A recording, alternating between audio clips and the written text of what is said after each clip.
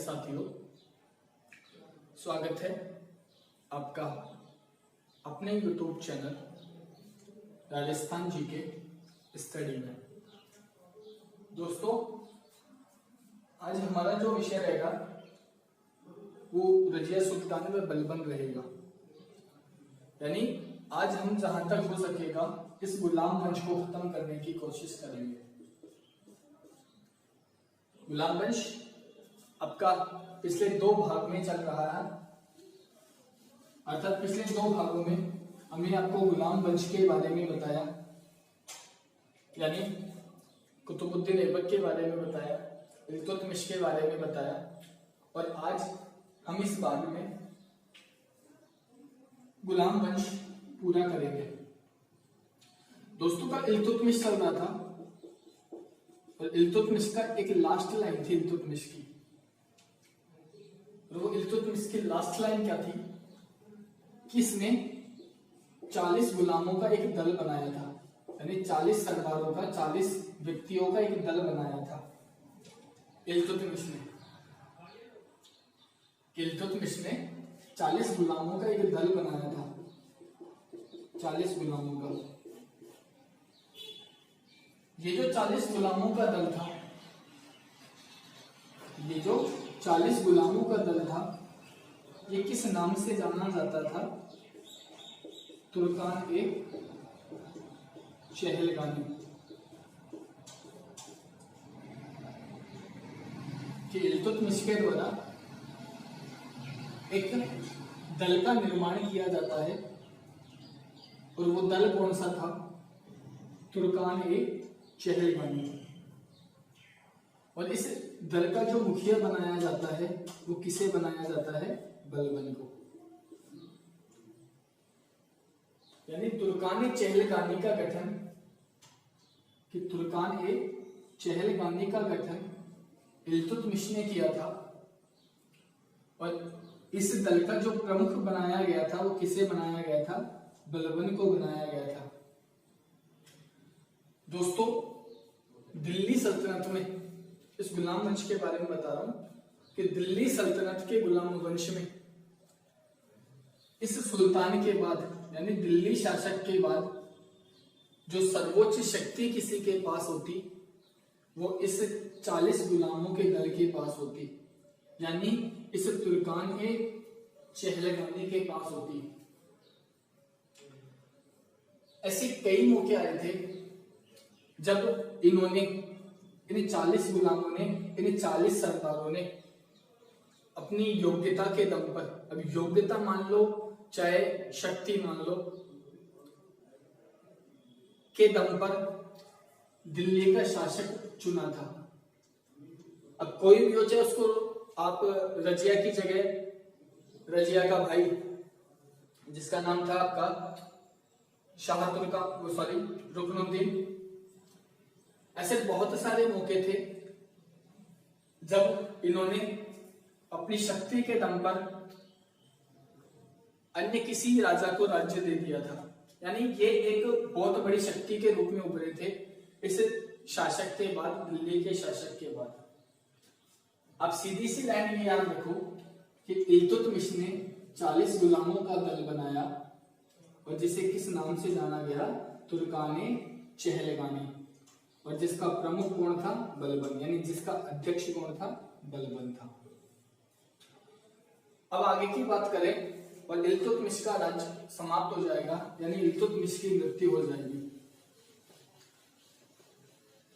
कहते हैं कि इल्तुतमिश ने अपनी मृत्यु से पहले अपना जो राज्य सौंपा था वो अपनी बेटी किसके नाम पर सौंपा था? रजिया सुल्तान को सौंपा था। यानी अपनी बेटी रजिया सुल्तान को अपना राज्य सौंपा था। यानी इल्तुतमिश ने कहा था कि मेरी मृत्यु के बाद, यानी इल्तुतमिश की मृत्यु के बाद उसकी बेटी रजिया शासक बनेगी। ऐसे इसने, इल्तुतमिश ने इसलिए कहा था क्योंकि इल्तुतमिश का जो दूसरा बेटा था, एक बेटा तो मर ही गया था, बताया था आपको, उसकी याद में सुल्तान गढ़ी का निर्माण करवाया था। इसका जो दूसरा बेटा था रुकनुद्दीन, ये एक अयोग्य शासक था, यानी लालची निकम्मा शासक था, यानी निकम्मा बेटा था इसका, इल्तुतमिश का। इसलिए इल्तुतमिश नहीं चाहता था कि रुकनुद्दीन शासक बने, इसलिए इल्तुतमिश ने अपना राज्य किसके लिए सौंपा था? अपनी बेटी रजिया के लिए सौंपा था। अब बात करते हैं रजिया सुल्ताना के बारे में। दोस्तों, इल्तुतमिश ने राज्य तो अपनी बेटी रजिया के लिए सौंपा था, लेकिन जो 40 गुलामों का दल था ना, इस दल ने ऐसा नहीं होने दिया। और इस दल ने क्या किया? इस रजिया को शासक ने बनाकर शासक किसे बना दिया? इस निकम्मे व अयोग्य बेटे को, जिसका नाम क्या था? रुकनुद्दीन। और इस रुकनुद्दीन की मां का क्या नाम था? शाह तुर्कान। इस रुकनुद्दीन की मां का क्या नाम था? शाह तुर्कान था। कहते हैं कि ये एक अयोग्य शासक था रुकनुद्दीन, जिसकी मां का क्या नाम था? शाह तुर्कान। तो राज्य ये नहीं करता था, ये तो सिर्फ नाम था, केवल नाम चलता था सिर्फ इसका, तो यानी ये तो केवल नाम मात्र का था। इसके नाम पर राज्य कौन किया करती थी? शाह तुर्कान। कहते हैं कि इन्हीं 40 गुलामों ने इसे शासक बनाया, लेकिन यही 40 गुलाम एक दिन इससे क्या हो जाते हैं? परेशान हो जाते हैं।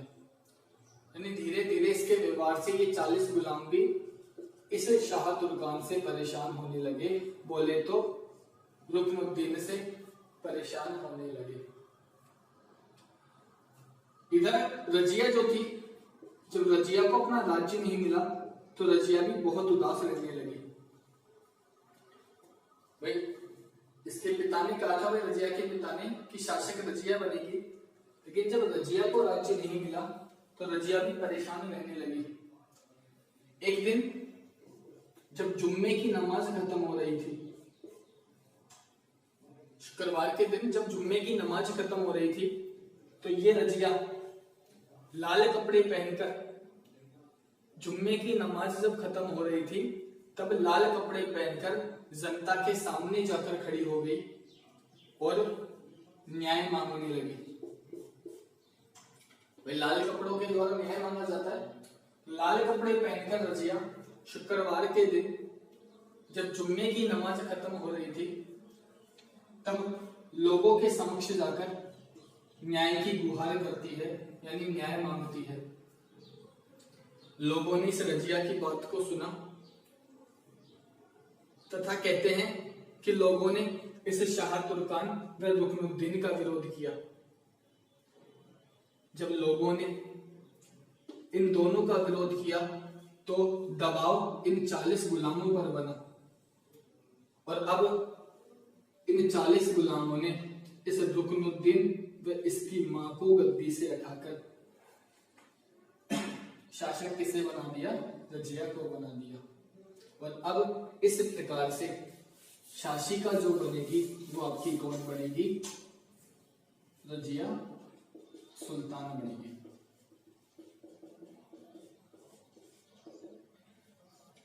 कहते हैं कि रजिया जो शासिका रहेगी वो 1236 ईस्वी से लेकर 1240 ईस्वी तक रहेगी।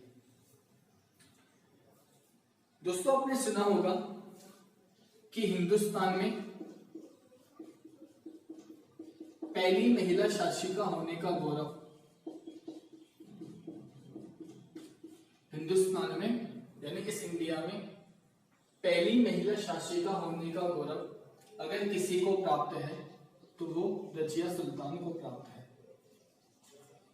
अब चाहे इसमें आप मुसलमान शब्द भी जोड़ दोगे, अर्थात ऐसे लिखते हो आप कि पहली मुस्लिम महिला शासिका, तब भी रजिया सुल्तान आएगी, और पहली महिला शासिका तब भी रजिया सुल्तान आएगी। लेकिन दोस्तों, एक नोट आता है छोटा सा। नोट क्या आता है?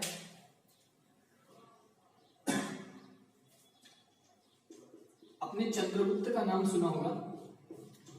एक नोट लगा के आपको ये बात लिखनी है कि चंद्रगुप्त सेकंड की पुत्री थी। चंद्रगुप्त सेकंड की पुत्री थी जिसका नाम था प्रभावती गुप्त। क्या नाम था जिसका? प्रभावती गुप्त। कहते हैं कि इस प्रभावती गुप्त के पति का नाम था रुद्रसेन।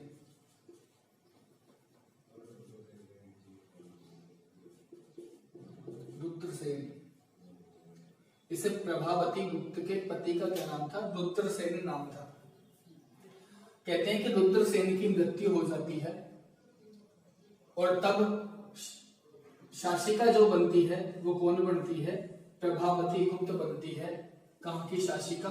वाकाटक वंश की शासिका। मैं दोबारा समझा देता हूं कि चंद्रगुप्त सेकंड की पुत्री थी, इसका नाम था प्रभावती गुप्त। इस प्रभावती गुप्त का जो विवाह हुआ था वो वाकाटक वंश के राजा रुद्रसेन के साथ में हुआ था। वाकाटक वंश के शासक रुद्रसेन के साथ में हुआ था। लेकिन कहते हैं कि रुद्रसेन की मृत्यु हो जाती है तथा इसकी मृत्यु के बाद, रुद्रसेन की मृत्यु के बाद जो शासिका बनी थी, जो शासक बना था, वो इस रुद्रसेन की पत्नी कौन बनी थी? प्रभावती गुप्त बनी थी।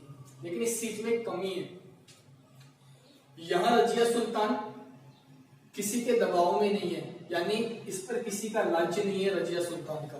ये एक प्रॉपर रूप से शासिका है। लेकिन यहाँ इस प्रभावती गुप्त पर जो लगाम रहेगी वो इस पिता की रहेगी, चंद्रगुप्त सेकंड की। यानी प्रभावती गुप्त ने अपने पिता के अंडर में रहकर राज्य किया था। वैसे तो यह पहली शासिका इस संपूर्ण हिंदुस्तान की, लेकिन ये क्या अपने पिता के अंडर में राज्य कर रही थी। ये एक प्रॉपर रूप से खुली हुई थी, इस पर किसी का अधिकार नहीं था। इसलिए पहली महिला शासिका हिंदुस्तान की वो ये रजिया सुल्तान मानी जाएगी। ठीक है दोस्तों, मैंने आपको दोनों बातें बता दी। अब बात करते हैं रजिया सुल्तान के जीवन के बारे में। कहते हैं कि ये रजिया सुल्तान दरबार में पुरुषों की भांति कपड़े पहनकर आया करती थी। और वो कपड़े क्या थे? पहला तो था कुबा।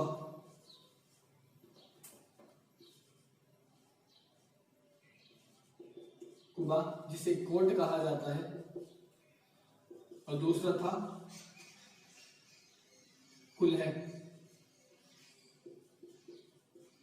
जिसे टोपी कहा जाता है। यानी रजिया जो सुल्तान थी ये दरबार में पुरुषों की भांति कपड़े पहनकर आया करती थी। और वो कपड़े कौन से थे? कुबा और कुल्हड़। यानी कुबा बोले तो कोट और कुल्हड़ बोले तो टोपी। ये इन 40 गुलामों को यानी तुर्कान ए चहलगानी के सदस्यों को अच्छा नहीं लगता था। जब रजिया दरबार में पुरुषों की भांति कपड़े पहनकर आती थी तो यह बात इन 40 गुलामों को अच्छी नहीं लगती थी। यानी तुर्कानी चहलगानी के सदस्यों को अच्छी नहीं लगती थी। इसलिए इन 40 गुलामों ने यमुना के पार जाकर, यमुना के इधर दिल्ली थी और यमुना के उधर कोई दूसरा स्थान यूपी वगैरह था, तो यमुना के पार जाकर इस रजिया के विरुद्ध एक दल बनाया था। इस रजिया के विरुद्ध एक क्या बनाया था? दल बनाया था, जिसे किस नाम से जाना गया था? उस दल को ट्रांस रजिया के नाम से जाना गया था। कि जब 40 गुलामों को ये बात अच्छी नहीं लगी कि रजिया दरबार में पुरुषों की भांति कपड़े पहनकर आती है, तब इन 40 गुलामों ने यमुना के पार जाकर रजिया के विरुद्ध एक दल बनाया था। और वो दल कौन सा था? आपका ट्रांस रजिया था। कहते हैं कि इस रजिया ने निम्न वर्ग के मुसलमानों को, इस रजिया ने निम्न वर्ग के मुसलमानों को अपने दरबार में उच्च पद दिया था। इसने रजिया ने अपने दरबार में निम्न वर्ग के मुसलमानों को उच्च पद दिया था। जैसे इस रजिया का जो प्रधानमंत्री था, इस रजिया का जो प्रधानमंत्री था उसका नाम था मलिक याकूब। मलिक याकूब। रजिया के प्रधानमंत्री का क्या नाम था? मलिक याकूब। ये रजिया के प्रधानमंत्री का नाम था। इसके बाद इसने जमालुद्दीन याकूब को, ये आप एनटीपीसी के लिए याद करोगे, इसने जमालुद्दीन याकूब को जो पद दिया था वो था आमिर ए आखुर का। कौन सा पद दिया था? आमिर ए आखुर का पद दिया था जमालुद्दीन याकूब को। जबकि इसने अल्तुनिया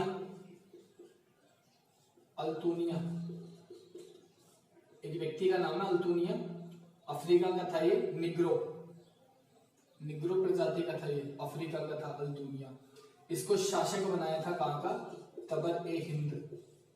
और तबर ए हिंद को वर्तमान में आप क्यों बोलते हो? बठिंडा।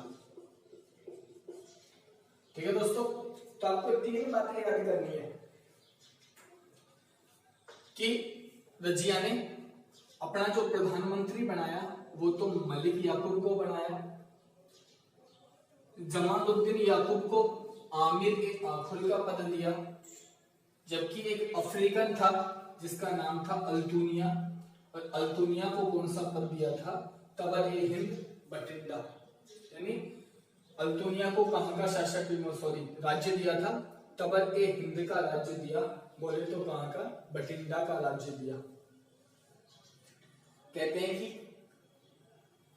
इसी तबर हिंद के शासक यानी इसी बठिंडा के शासक अल्तुनिया ने इस रजिया के खिलाफ क्या कर दिया था? विद्रोह कर दिया था। यानी शासक इसी रजिया ने बनाया अल्तुनिया को, बठिंडा का, लेकिन इसी अल्तुनिया ने इस रजिया के खिलाफ क्या कर दिया? विद्रोह कर दिया। कहते हैं कि इस विद्रोह को दबाने के लिए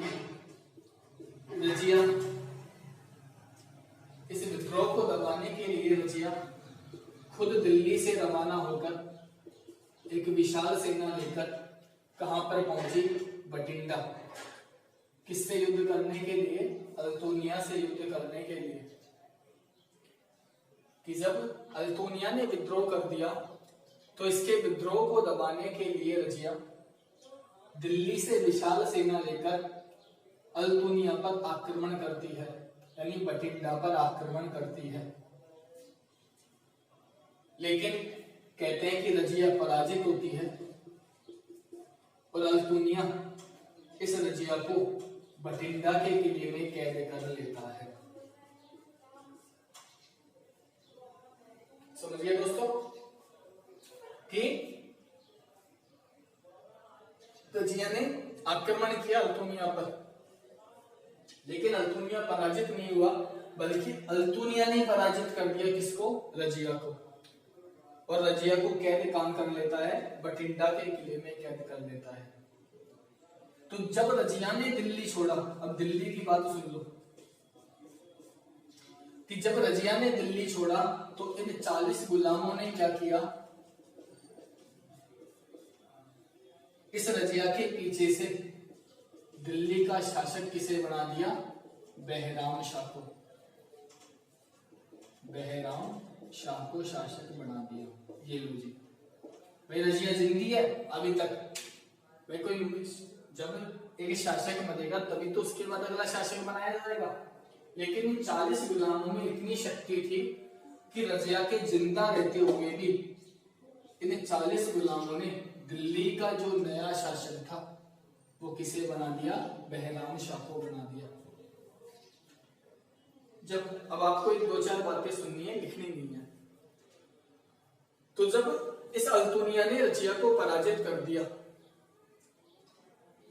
तब ये अल्तुनिया दिल्ली पहुंचा इस बहराम शाह के दरबार में।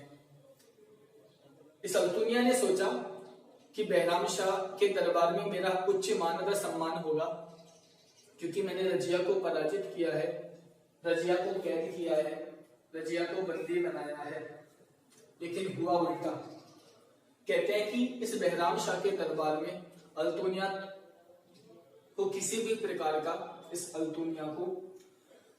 प्रकार का मान व सम्मान नहीं दिया गया, जिससे नाराज होकर यह अल्तुनिया दोबारा कहां लौट आया?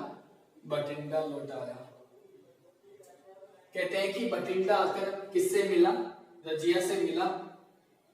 रजिया को सारी बात बताई और अब अल्तुनिया यानी ये रजिया इस अल्तुनिया से क्या कर लेगी?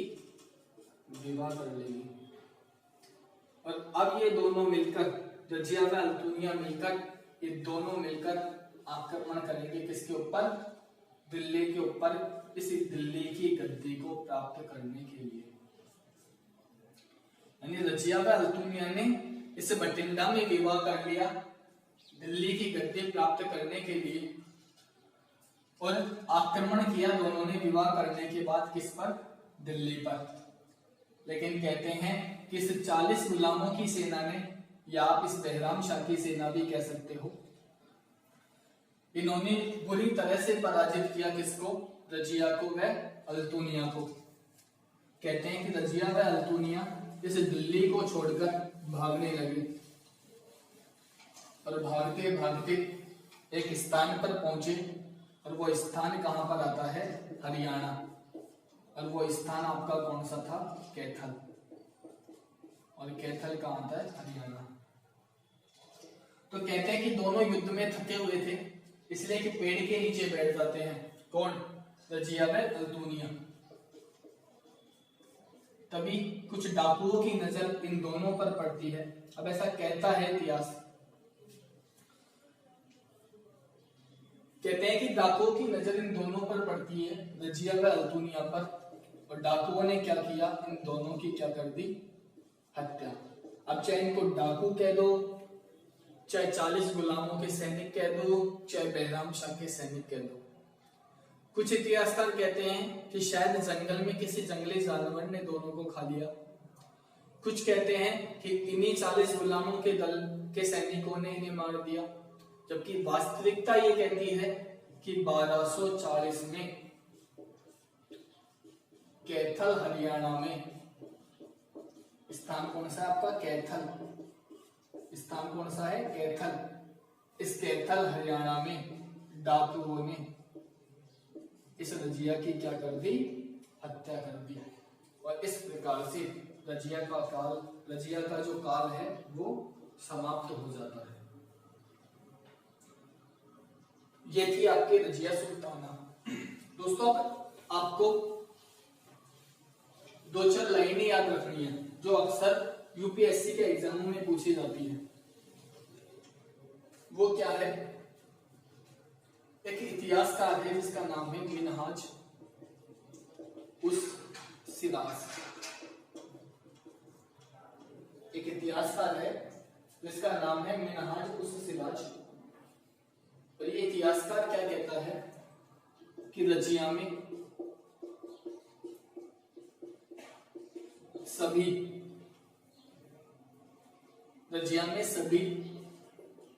बादशाही गुण विद्यमान थे। रजिया में सभी बादशाही गुण विद्यमान थे, ये मिनहाज उस सिराज कहता है। यानी मिनहाज उस सिराज ने रजिया के बारे में कहा, मिनहाज उस सिराज ने रजिया के बारे में कहा कि रजिया में सभी बादशाही गुण विद्यमान थे। जबकि एक इतिहासकार हुआ एल्फिस्टन,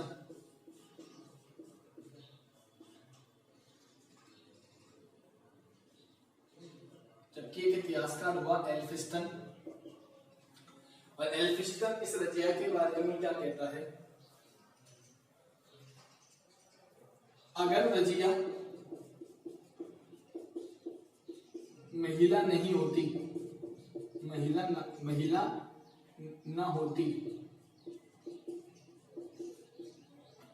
अगर रजिया महिला नहीं होती या स्त्री नहीं होती, आप रजिया स्त्री करना, महिला नहीं स्त्री, अगर रजिया स्त्री ना होती तो इसका नाम होती, तो इसका नाम महान मुस्लिम शासकों में लिया जाता, मुस्लिम शासकों में लिया जाता। अब ये लाइन आपको याद करनी है, दोनों लाइनें। ये अक्सर आपसे सीजीएल सीपीओ के एग्जामों में पूछी जाती है और यूपीएससी के एग्जामों में, आदि के एग्जामों में, कई एग्जामों में इस चीज को पूछा जाता है, इसलिए आप इस लाइन को याद करोगे। तो कहते हैं कि सिराज ने कहा था कि रजिया में सभी बादशाही गुण विद्यमान थे, जबकि एल्फिस्टन ने कहा था कि अगर रजिया स्त्री ना होती तो इसका नाम महान मुस्लिम शासकों में लिया जाता। इस तरह से ये आपके रजिया सुल्ताना पूरी होती है। इस रजिया के बाद इन 40 गुलामों के दल ने, कहते हैं कि इस रजिया के बाद 40 गुलामों के दल ने जिसे शासक बनाया था इसका नाम क्या था? बहराम शाह। और इसने जो राज्य किया था वो 1240 से लेकर कब तक किया था? 1242 ईस्वी तक किया था।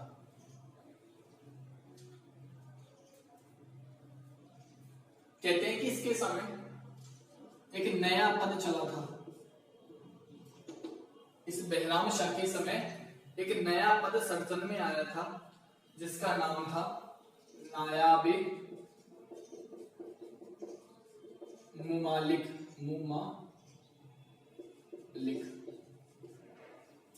इस बहराम शाह के द्वारा एक नया पद सर्जन में लाया जाता है और ये क्या था? सुल्तान के बाद एक सर्वोच्च पद था।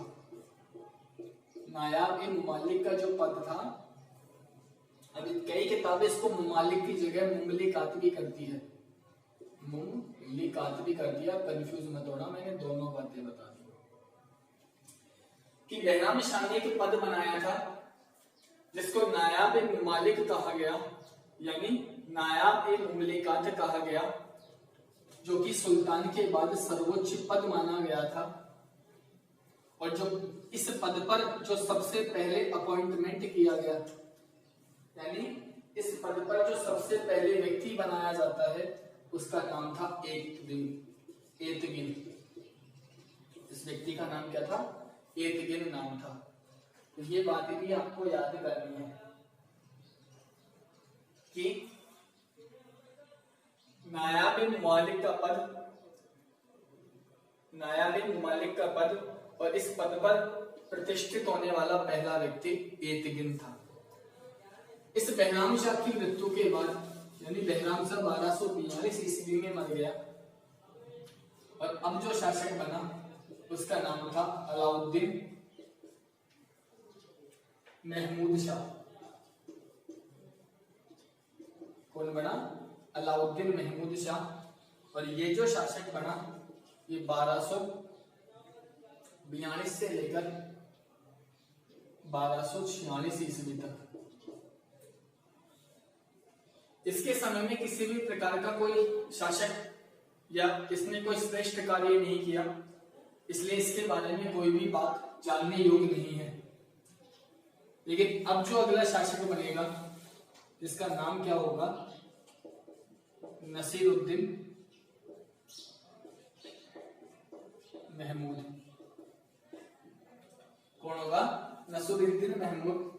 और जो ये राज्य करेगा वो 1246 से लेकर 1266 ईस्वी तक करेगा। नसीरुद्दीन महमूद।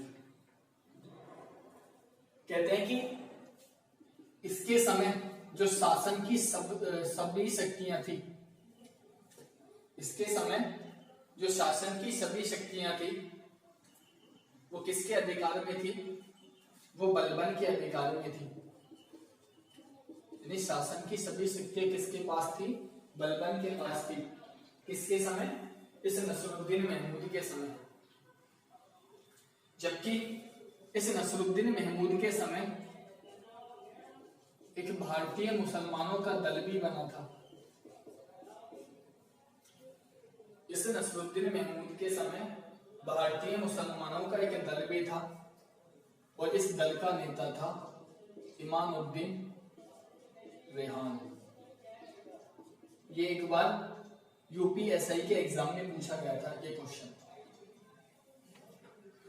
क्वेश्चन ये पूछा गया था कि नसरुद्दीन महमूद के समय जो मुसलमानों का दल बना था उस दल का नेता कौन था?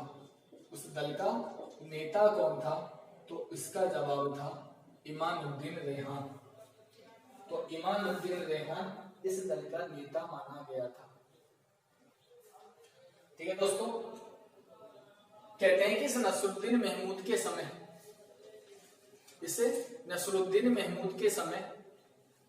इस दिल्ली पर मंगोलों का आक्रमण हुआ था। इस नसरुद्दीन महमूद के समय दिल्ली पर मंगोलों का आक्रमण हुआ था और इस मंगोलों के आक्रमण को विफल कर दिया था। इस मंगोलों के आक्रमण को विफल कर दिया था किसने? बलबन ने। नसरुद्दीन महमूद के समय मंगोलों का आक्रमण हुआ और इस मंगोलों के आक्रमण को विफल कर दिया किसने? बलबन ने। इसलिए इस बलबन को उपाधि दी जाती है। इसलिए इस नसरुद्दीन महमूद ने इस बलबन को एक टाइटल दिया, एक उपाधि दी, और वो उपाधि कौन सी थी? उल्लुग खां की उपाधि थी। कौन सी उपाधि थी? उल्लुग खां की। तो ध्यान रखना दोस्तों, बलबन ने दिल्ली पर मंगोल आक्रमण को विफल किया था नसरुद्दीन महमूद के समय, और इस बात से खुश होकर इस नसरुद्दीन महमूद ने इस बलबन को कौन सी उपाधि दी थी? उल्लुग खां की उपाधि दी थी। ये नसरुद्दीन ऐसा शासक था जो टोपी सीकर, टोपी आती है ना भाई, उसको सीकर और कुरान की प्रतिलिपियां बेचा करता था।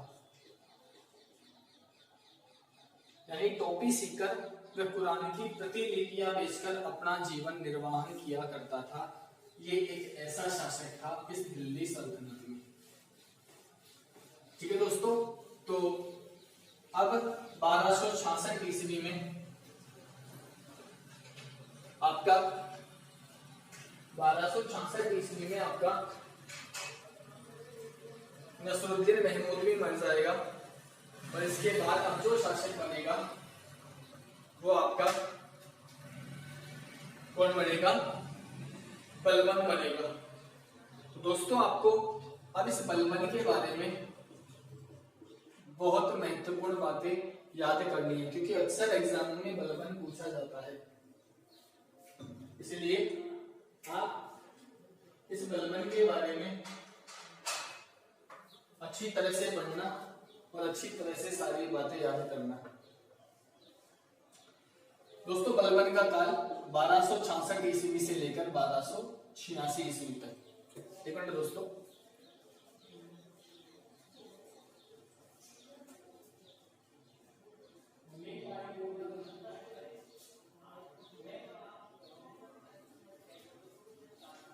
ठीक है दोस्तों, तो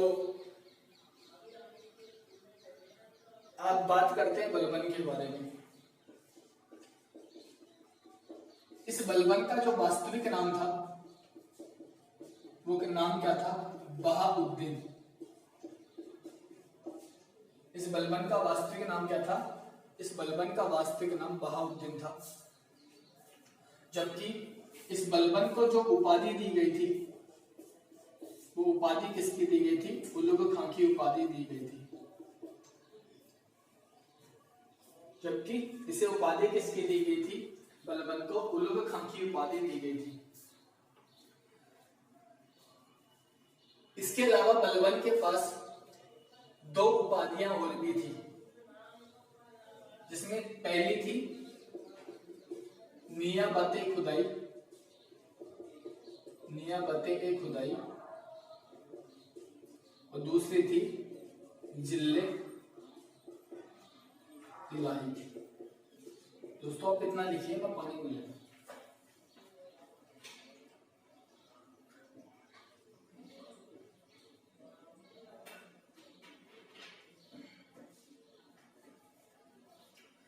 तो दोस्तों इस बलबन के द्वारा 3 टाइटल धारण किए जाते हैं। भाई ये तो प्रदान की गई थी उलुग खातो, ये तो नसरुद्दीन महमूद ने प्रदान करी थी, जबकि नियाबत-ए-खुदाई और जिल्ले-इलाही ये दोनों उपाधि इस बलबन ने खुद धारण करी थी,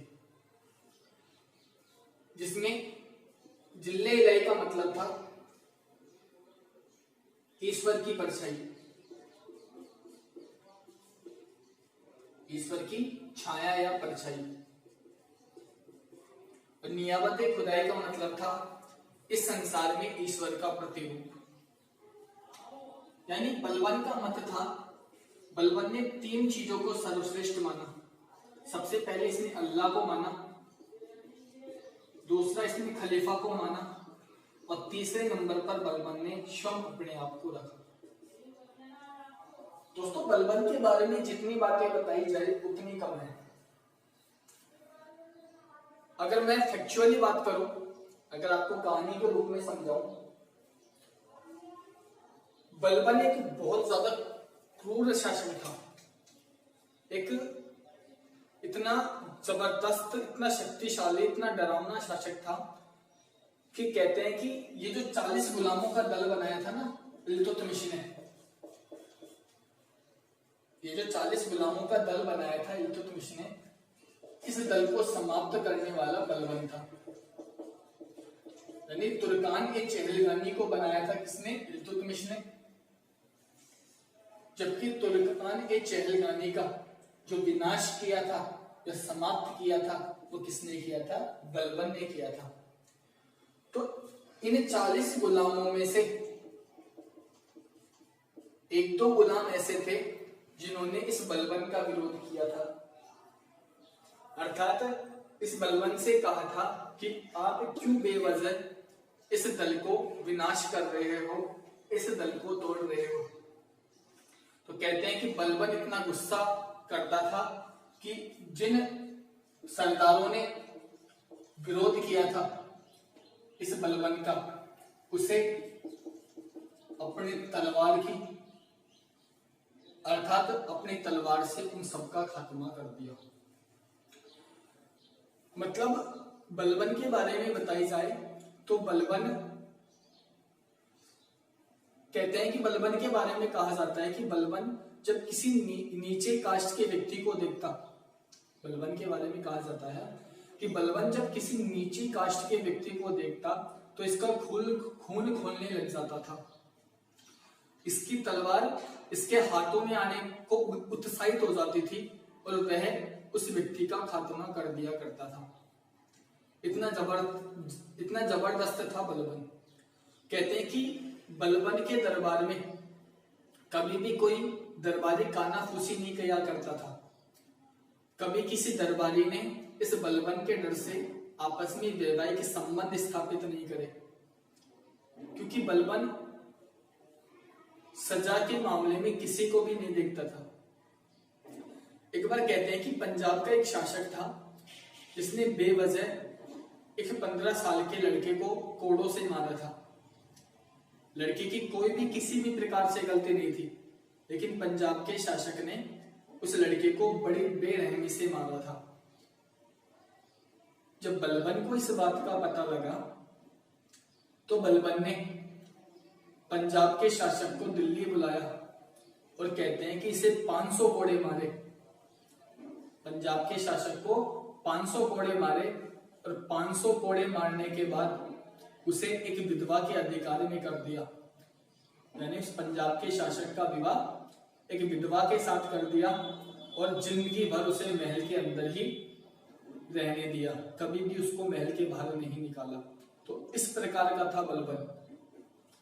मतलब अगर कभी बलबन उदास भी होता, किसी वजह से कभी दुखी भी होता, तो इसके दरबारियों में इतनी हिम्मत नहीं थी कि बलबन से पूछ ले कि वो किस बात से नाराज है, किस बात से दुखी है।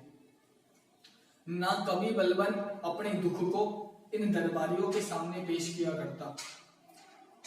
बलबन को लगता कि अगर मैंने अपना दुख इन दरबारियों के सामने रखा तो ये मेरा मजाक उड़ाएंगे तथा मेरी से कमजोरी का फायदा उठाएंगे। इसलिए इस बलबन ने हमेशा अपने आप को ईश्वर के प्रतिरूप माना। स्वयं को ईश्वर की परछाई बोलता था ये धरती पर, कि ईश्वर के बाद इस संसार में, इस पृथ्वी पर अगर कोई है तो वह बलबन अर्थात स्वयं है। इसी के तहत इस बलबन ने एक नीति भी अपनाई थी। इसी के तहत बलबन ने एक नीति भी अपनाई थी, और वो नीति कौन सी थी? लोहे व रक्त की नीति। ये तो सीधा सीधा क्वेश्चन पूछा जाता है कि लोहे व रक्त की नीति का अनुसरण करने वाला शासक, या लोहे व रक्त की नीति अपनाने वाला शासक कौन था? आपका बलबन था। कहते हैं कि बलबन का जो दरबार था वो ईरानी पद्धति में सजा हुआ था। जैसे ईरान का दरबार सजा हुआ होता था ना, वैसे ही। और इसने अपने दरबार में 2 ईरानी प्रथाएं चालू करी थी।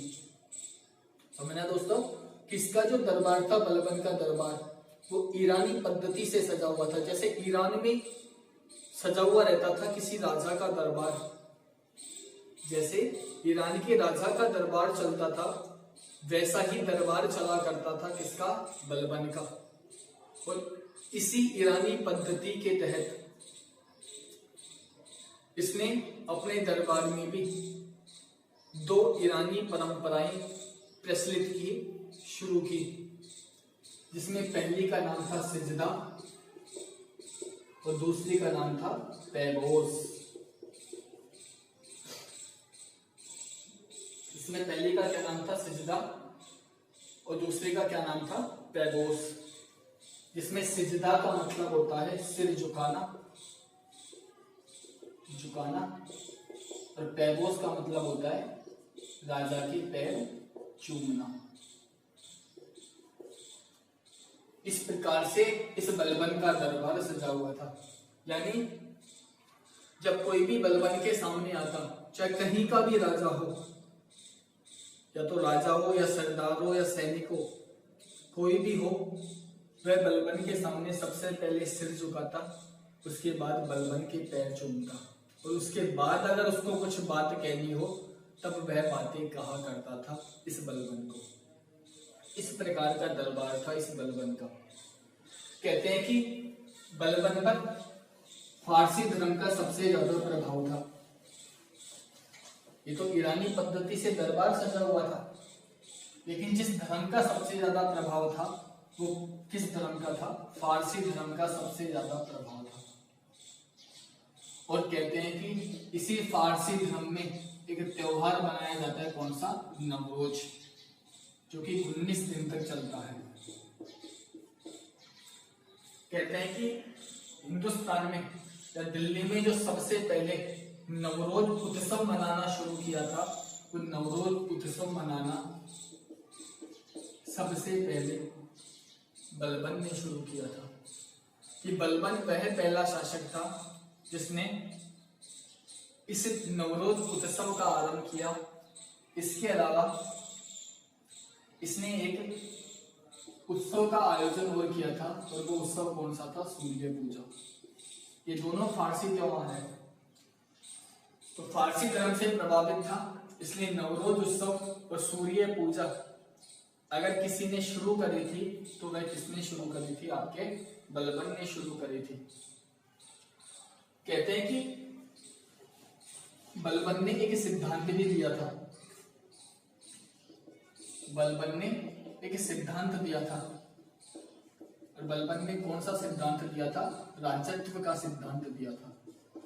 अब ध्यान रखना दोस्तों इस बात को, क्वेश्चन बनते हैं तो कि राजत्व का सिद्धांत देने वाला, दिख रहा है दोस्तों, हाँ इसको ऐसे लिखता हूं कि राजत्व का सिद्धांत देने वाला पहला शासक, तो नाम आएगा सम्राट अशोक का। कि राजत्व का सिद्धांत देने वाला पहला शासक, तो नाम आएगा सम्राट अशोक का। लेकिन सल्तनत काल का पहला शासक जिसने राजत्व का सिद्धांत दिया था, तो नाम किसका आएगा? बलबन का। कि पहला शासक जिसने राजत्व का सिद्धांत दिया, तो नाम अशोक का। लेकिन सल्तनत काल का पहला शासक जिसने राजत्व का सिद्धांत दिया, उसका नाम क्या था? आपके बलबन था। कहते हैं कि इस बलबन ने 2 विभाग गठित किए थे, इसमें पहले का नाम था दीवान-ए-अर्ज, इसमें पहले का नाम क्या था? दीवान-ए-अर्ज, और दूसरे का नाम था दीवान-ए-बरीद। ये तो था सैन्य विभाग, और ये कौन था? जासूसी विभाग। एक तो था दीवान-ए-अर्ज और दूसरा कौन था? दीवान-ए-बरीद। तो दीवान-ए-अर्ज था, दीवान-ए-अर्ज ये तो एक सैन्य विभाग था, और दीवान-ए-बरीद ये कैसा विभाग था? जासूसी विभाग था। जैसे आजकल सीबीआई के आदमी घूमते हैं ना बिगर ड्रेस के, बिना वर्दी के, वैसे ही इस बलबन के जासूस हुआ करते थे पूरी दिल्ली में बिना वर्दी पहने हुए, ताकि ये जान सके लोगों के मन में बलबन के प्रति सोच क्या है। लेकिन कभी भी, यानी जब से बलबन दिल्ली का शासक बना और जब तक बलबन मर नहीं गया, तब तक किसी दिल्ली के व्यक्ति के मन में बलबन के लिए बुराई नाम का शब्द नहीं आया था। बहुत क्रूर राजा, लेकिन आदमी इतना डरता था बलबन से, इसने कभी अपने मन में ये ख्याल नहीं लाया इस दिल्ली का व्यक्ति कि मैं बलबन की बुराई कर सकूं। इतना जबरदस्त शासक था ये बलबन। दीवान-ए-अर्ज की बात करूं तो ये सेना में सैनिकों की खुद भर्ती किया करता था। किसी व्यक्ति के थ्रू ये सैनिकों की भर्ती नहीं करवाता था बलबन। इसने खुद इस दीवान-ए-अर्ज विभाग की स्थापना करी और खुद अपने दम पर, यानी खुद इस सैनिकों को चुना करता था, यानी सेना में भर्ती किया करता था। कहते हैं कि बलबन रोज सुबह 5 बजे अपने 1000 सैनिकों के साथ पैदल 10 मील जाया करता था, ताकि देख सके उसके सैनिक कितने मेंटली प्रिपेयर हैं, यानी उसके सैनिक युद्ध में जाने लायक हैं या नहीं हैं। इसलिए रोज अपने सैनिकों को 10 मील ले जाया करता था ये बलबन। ठीक है दोस्तों, कहते हैं कि बलबन के समय 1285 में एक मंगोल का शासक था, यानी एक मंगोल शासक था जिसका नाम था तामर खान। एक मंगोल शासक था जिसका नाम क्या था? तामर खान। तो इस 1285 में मंगोल शासक तामर खान ने आक्रमण किया था कहां पर? पंजाब पर।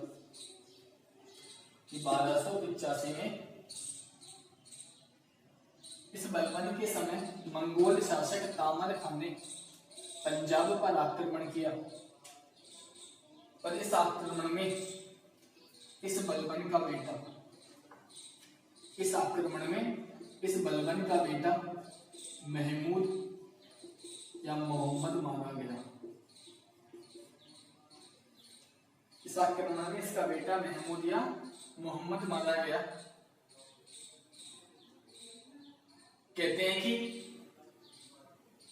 अपने बेटे की मृत्यु के बाद से ये बलबन बहुत ज्यादा दुखी रहने लगा।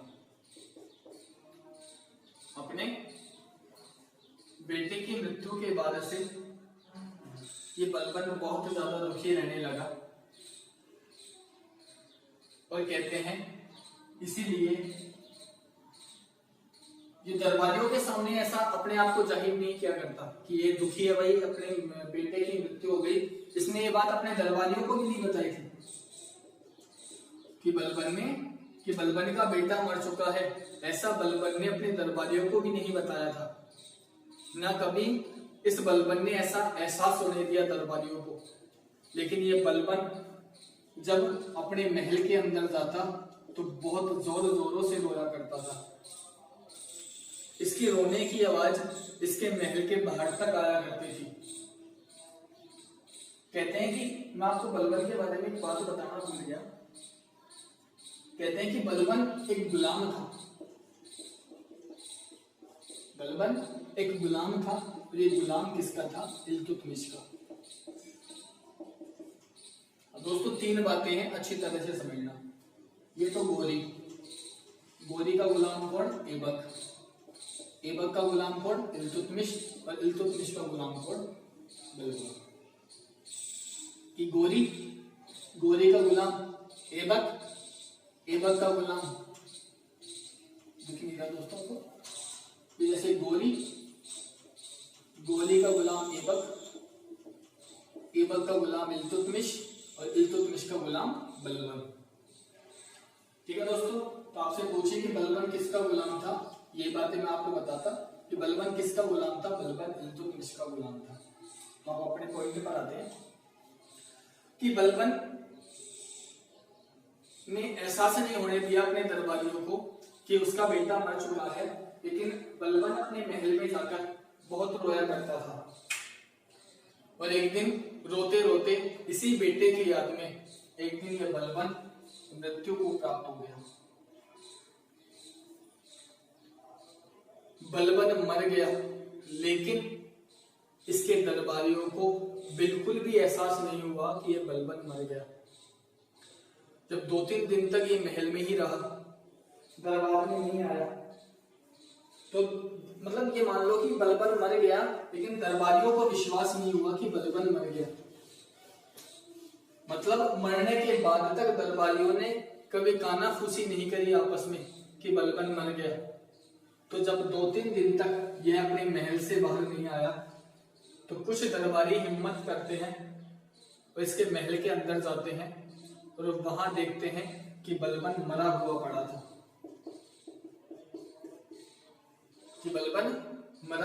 था। तो जैसे तैसे करके दरबारियों ने हिम्मत करी, इसके शव को बाहर लाया गया। लेकिन फिर भी आप डर देखो इस बलबन का कि बलबन का शव सामने पड़ा है, लेकिन फिर भी दरबारियों को विश्वास नहीं हो रहा कि बलबन मर चुका। और कहते हैं कि जब बलबन के शव को ले जाया गया था, तब इन 40 गुलामों ने, 40 गुलाम थे, इन 40 गुलामों ने अपना सिर मुंडवा लिया था। जब शहादत के लिए ले जाया जा रहा था इस बलबन के शव को, तो कहते हैं कि 40 गुलामों ने अपना सिर मुंडवा लिया था। और कहते हैं कि ये जमीन साफ करते हुए, जमीन के जो कंकड़ थे ना, उन्हें साफ करते हुए और उन कंकड़ पत्थरों को अपने सर पर मारते हुए चल रहे थे। क्यों कर रहे थे ऐसा इसलिए कर रहे थे कि अगर ये बलबन कभी उठकर देखता है, यानी इतना डर था कि अगर कभी ये बलबन जाग गया इस सैया से, तो वो देख ना ले कि उसकी मृत्यु के बाद हम कर क्या रहे हैं, यानी ये लोग कर क्या रहे हैं। इस प्रकार का डर था इस बलबन का अपने दरबारियों में। तो इस प्रकार से इस बलबन की 1266 में मृत्यु हो जाती है। कहते हैं कि बलबन के उत्तराधिकारी इतने योग्य नहीं थे, बलबन के अधिकारी इतना योग्य नहीं थे, इसलिए कहते हैं कि बलबन की मृत्यु के बाद शासक बना कैकूबान, उसके बाद बना कैखुसरो, और उसके बाद बना क्यूमर्स।